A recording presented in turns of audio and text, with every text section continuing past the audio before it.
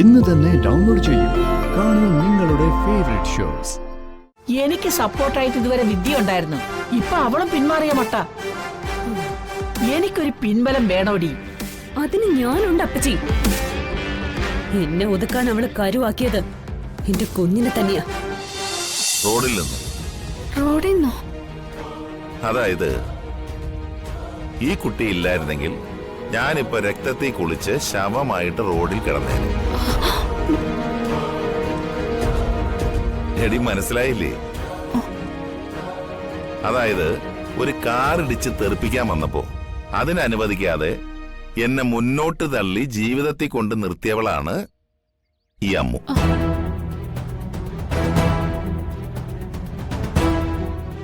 ആ ഒരർത്ഥത്തിൽ പറഞ്ഞ എന്റെ ആയുസ് നീട്ടാൻ ഈശ്വരൻ പറഞ്ഞയച്ച ഒരു രക്ഷക. തെറ്റ് സാറിന്റെ ഭാഗത്താ. വീട്ടു ജോലിക്കാരുടെ പ്രശ്നം ഫോണിൽ സംസാരിക്കുന്നത് റോഡ് ക്രോസ് ചെയ്യുമ്പോഴാണോ? ഏതോ ഒരു ശക്തി എന്നെ കൊണ്ടുവന്ന് സാറിനെ മുന്നോട്ട് തള്ളിക്കൊണ്ടുവന്ന് രക്ഷിച്ചു. എന്റെ ദൈവമേ ഭഗവതി, നീ കാത്തല്ലോ. സംഗീതേ, നിനക്ക് ഇഷ്ടമാണെങ്കിൽ അമ്മു നിന്നെ സഹായിക്കാൻ ഇവിടെ നിൽക്കട്ടെ. എന്തേ? അമ്മ ആയാലും വർഷമായാലും നല്ല മുഖശ്രീയുള്ള കുട്ടിയാ. നല്ല തറവാട്ടി പറഞ്ഞതിന്റെ ലക്ഷണമുണ്ട്. ഈ കുട്ടിയോട് നിന്നോട്ടെ.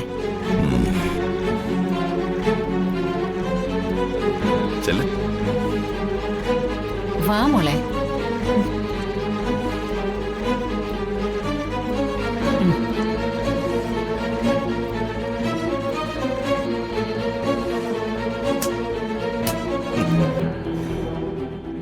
അമ്മു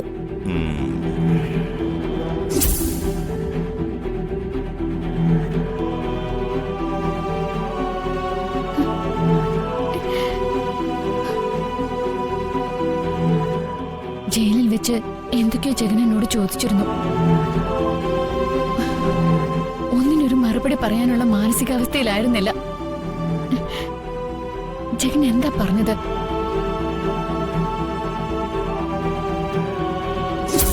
മനഃപൂർവ്വം കൊന്നതല്ല.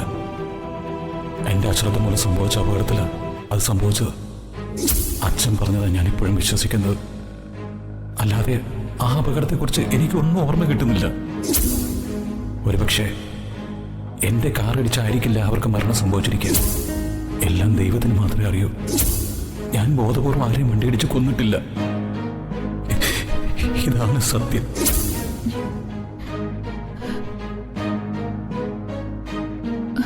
ഒരുപക്ഷെ ജഗൻ പറഞ്ഞതൊക്കെ സത്യമായിരിക്കും. കുറ്റം സ്വയം ഏറ്റെടുത്ത് ജയിലിൽ പോയി ജഗന് എന്നോട് കള്ളം പറയേണ്ട ആവശ്യം എന്താ?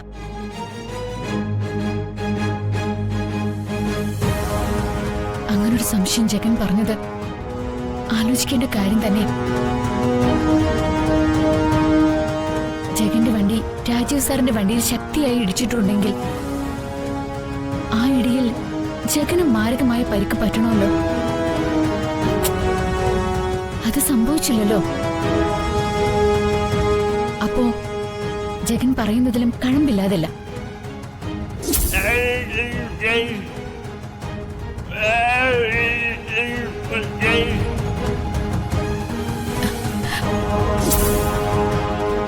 ജഗൻ നിരപരാധിയാണെന്ന് വിനുവേട്ടനും തറപ്പിച്ചു പറയുന്നു.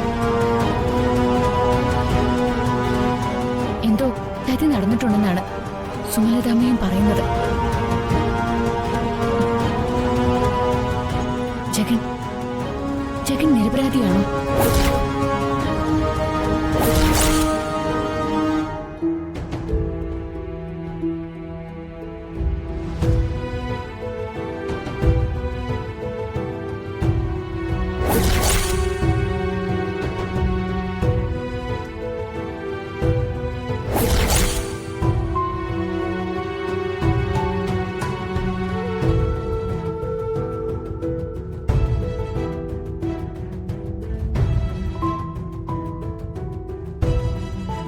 എന്താമോ അറിയൂ ഇവനെ? ഇല്ല. എന്നാ ഇതാരാണെന്ന് ഞാൻ പറയാം. ആര്? ഞങ്ങളുടെ ഒരേ ഒരു മകൻ ശ്യാം. എന്നിട്ടിപ്പോ അമ്മയുടെ മോനെവിടെ? ഒരു ബിസിനസ് മീറ്റിംഗിനായി ബാംഗ്ലൂർ പോയിരിക്കുക. ഏതായാലും നീ അകത്തേക്ക് ചെല്ലേ, ഒന്ന് ഫ്രഷ് ആയിട്ട് വാ.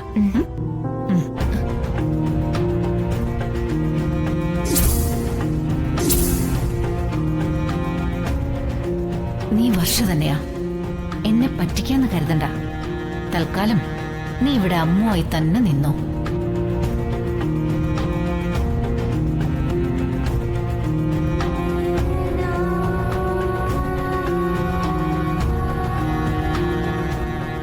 അല്ല, കൊച്ചമ്മ തമ്പുരാട്ടി പള്ളി എഴുന്നള്ളത്ത് നടത്തി തളർന്നു വന്നിരിക്കുകയാണോ? വന്ദനെ, വന്ദനെ,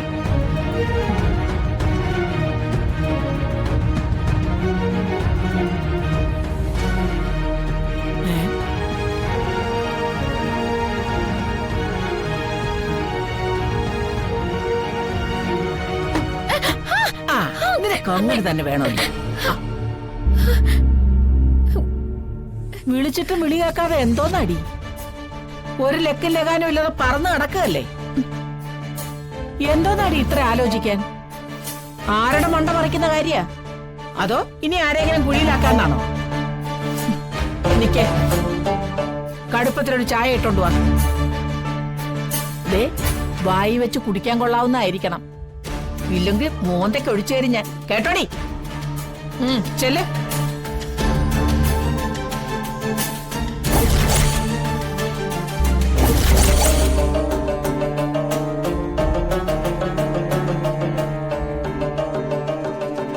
എന്താ ഈ കാണുന്നേ?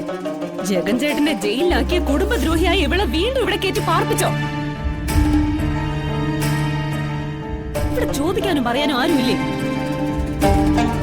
അപ്പച്ചിക്കെങ്കിലും ഇവളെ തല്ലി പുറത്താക്കിക്കൂടെ? ഞാൻ തല്ലാൻ കൈ ഓങ്ങിയതാടി.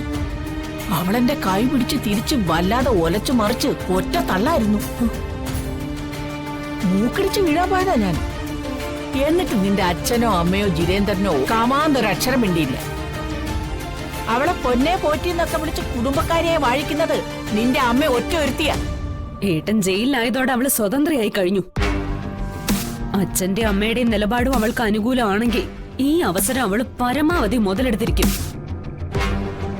കുറുപ്പിന്റെ കുടുംബത്തെ അവള് നിലം പരിശാക്കിയിരിക്കും. അത് മുന്നിൽ കണ്ടോണ്ടാടി ഞാൻ ഈ കണ്ടക്ഷോഭമൊക്കെ നടത്തുന്നത്. എനിക്ക് സപ്പോർട്ടായിട്ട് ഇതുവരെ വിദ്യ ഉണ്ടായിരുന്നു, ഇപ്പൊ അവളും പിന്മാറിയ മട്ട. എനിക്കൊരു പിൻബലം വേണോടി. അതിന് ഞാനുണ്ട് അപ്പച്ചി. എന്നെ ഒതുക്കാൻ അവള് കരുവാക്കിയത് എന്റെ കുഞ്ഞിനെ തന്നെയാ. ഇപ്പൊ ചേട്ടനെ കൂടി കൊലപാതകയാക്കി കുടുംബത്തിന് പേര് ദോഷവും കേൾപ്പിച്ചു. നേട്ടങ്ങളുടെ പന്ത് അവളുടെ കോർട്ട് തന്നെയാ. വന്ദനയുടെ ഏറ്റവും വലിയ ദൗർബല്യം ദിയമോള. മാനത്തെ കൊട്ടാരം